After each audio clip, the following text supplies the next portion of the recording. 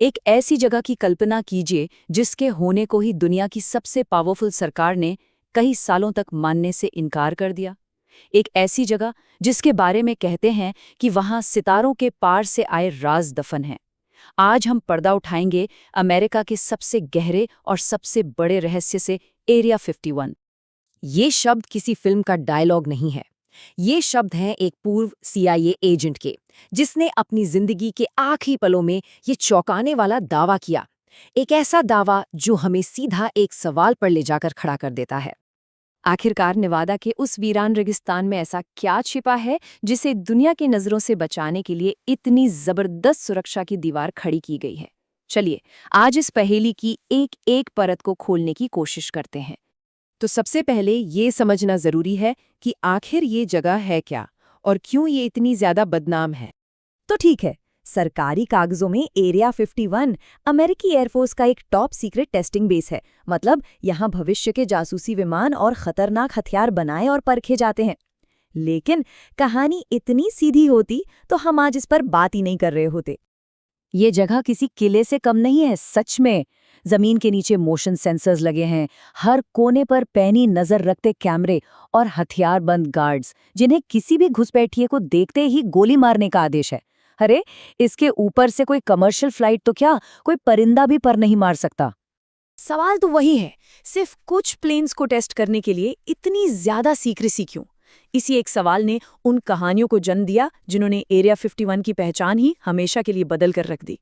इस कहानी की जड़ें हमें ले जाती हैं 1947 की एक बहुत ही रहस्यमयी रात में। एक ऐसी घटना जिसे आज पूरी दुनिया रॉसवेल इंसिडेंट के नाम से जानती है।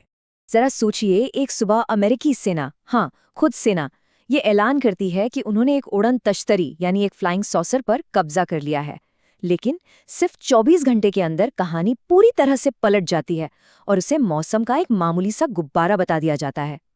फिर सालों बाद उस ऑपरेशन में शामिल एक मेजर ने अपनी मौत से पहले ये दावा किया कि वो कोई गुब्बारा नहीं था, बल्कि कुछ ऐसा था जो इस दुनिया का बना हुआ लग ही नहीं रहा था।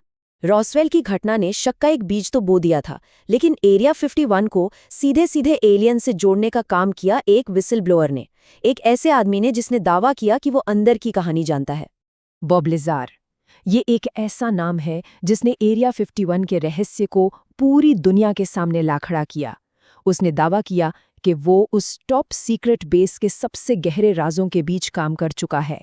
लज़ार ने कहा कि वो एक फिजिसिस्ट है और उसने S4 नाम की एक गुप्त जगह पर एलियन टेक्नोलॉजी को रिवर्स इंजीनियर करने का काम किया है। उसने बताया कि वहां रखे स्पेसशिप एक रहस्यमयी एलिमेंट 115 से चलते थे।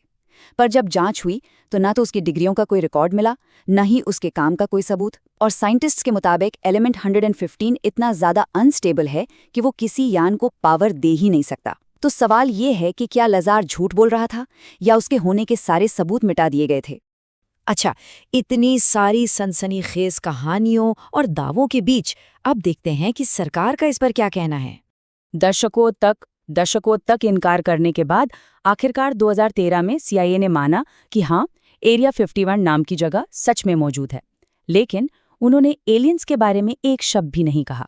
उनकी कहानी तो बिल्कुल अलग थी। 50 और 60 के दशक में जब लोगों को आसमान में अजीब चमकती हुई चीजें दिखती थीं, तो असल में वो एरिया 51 में टेस्ट हो रहे U2 जैसे टॉप सीक्रेट जासूसी विमान होते थे। ये विमान इतनी ज्यादा ऊंचाई पर उड़ते थे कि आम पायलट उन्हें पहचान ही नहीं पाते थे और उन्हें UFO समझ लेते थे। और सरकार अपने सीक्रेट प्रोजेक्ट को बचाने के लिए इन अफवाहों को चुपचाप फैलने देती थी। सरकार ने UFOs की जांच के लिए प्रोजेक्ट ब्लू बुक नाम का एक प्रोग्राम भी चलाया था। हजारों केस स्टडी किए गए और आखिर में कह दिया कि एलियंस का कोई सबूत नहीं मिला। पर यहाँ एक दिलचस्प बात है, 701 मामले ऐसे थे जिन्हें वो खुद भी एक्सप्लेन नहीं कर पाए। वो आज भी अनआइडेंटिफाइड यानी अज्ञात हैं। तो क्या हम ये मान लें कि एरिया 51 सिर्फ एक मिलिट्री बेस है और एलियंस की कहानियां सब मनगढ़ंत हैं?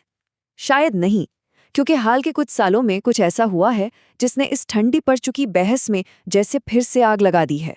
कहानी अब UFO से UAPs पर आ गई है, यानी अनआइडेंटिफाइड एरियल फिनोमेना। और इस बार सबूत कोई और नहीं बल्कि खुद अमेरिकी सरकार दे रही है। साल 2020 में अमेरिकी रक्षा विभाग यानी पेंटागन ने ये 3 वीडियो ऑफिशियली रिलीज किए। इन्हें नेवी के सबसे ट्रेंड और काबिल फाइटर पायलट्स ने रिकॉर्ड किया था। इनमें दिख रही चीजें फिजिक्स के हर नियम को तोड़ती हुई नजर आती हैं। और सबसे बड़ी बात यह है कि पेंटागन खुद इन्हें अनआइडेंटिफाइड मान रहा है। ये कहना है कमांडर डेविड फ्रेवर का, उन बहादुर पायलट्स में से एक जिन्होंने इन चीजों का आमना सामना किया था, और ये बात उन्होंने अमेरिकी कांग्रेस के सामने शपथ लेकर कही है। और मामला यही नहीं रुका। 2023 में डेविड ग्रश नाम के एक हाई लेवल इंटेलिजेंस ऑफिसर ने कांग्रेस को बताया कि सरकार के पास दशकों से एक सीक्रेट प्रोग्राम चल रहा है जो क्रैश हुए यूएपीज को बरामद करके उनकी टेक्नोलॉजी को समझने की कोशिश कर रहा है। तो अब हम कहाँ खड़े हैं? एक तरफ है सरकारी सफाइयाँ और दूसरी तरफ है विसल ब्लोअर्स के वो सनसनीखेज दावे जो सच और अफवाह के बीच की लकीर को बिल्कुल धुंधला कर देते हैं। तो देखिए, एक तरफ वो सच है जिसे हम जानते हैं कि एरिया 51 एक असली मिलिट्री बेस है जहां एडवांस्ड एयरक्राफ्ट टेस्ट होते हैं, और दूसरी तरफ वो सवाल हैं जिनका जवाब आज भी किसी के पास नहीं है कि आखिर ये नेवी के वीडियो में क्या है, और डेविड ग्रश जैसे लोग जो शपथ लेकर दावे कर रहे हैं, क्या उनकी बातों में कोई भी सच्चाई है? तो आखिर में बस एक ही सवाल बचता है, अगर एलियंस और यूएफओस की बातें सिर्फ कोरी कल्पना हैं, तो दुनिया की सबसे ताकतवर सरकार आज भी पूरी गंभीरता से इन अज्ञात उड़ने वाली चीजों की जांच क्यों कर रही है?